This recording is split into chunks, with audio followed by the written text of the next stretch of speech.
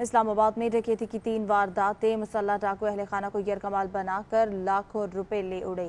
وفاقی پولیس روز بروز بڑھنے والی وارداتوں کو کنٹرول نہ کر سکی۔ اسی پر تفصیلات جانیں گے اپنے نمائندے صدام مانگٹ سے۔ جی صدام۔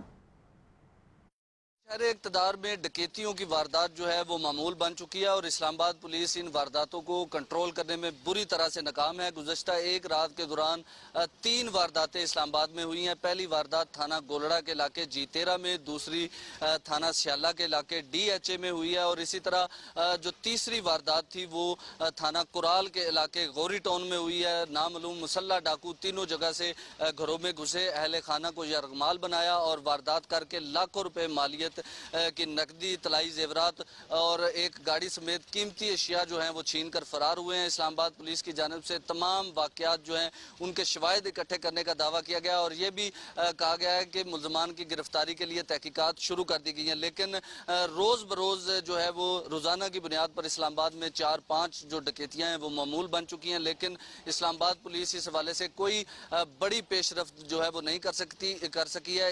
اس وقت ہم موجود ہیں تھانہ گولڑا کے علاقے G13 میں، جہاں پر گزشتہ رات ڈکیتی کی واردات کے دوران ڈاکو جو ہے وہ قریب 25 لاکھ روپے کے قریب مالیت کا سامان جو ہے وہ لوٹ کر فرار ہوئے ہیں۔ جی بہت شکریہ صدام مانگٹ، آپ نے آگاہ کیا۔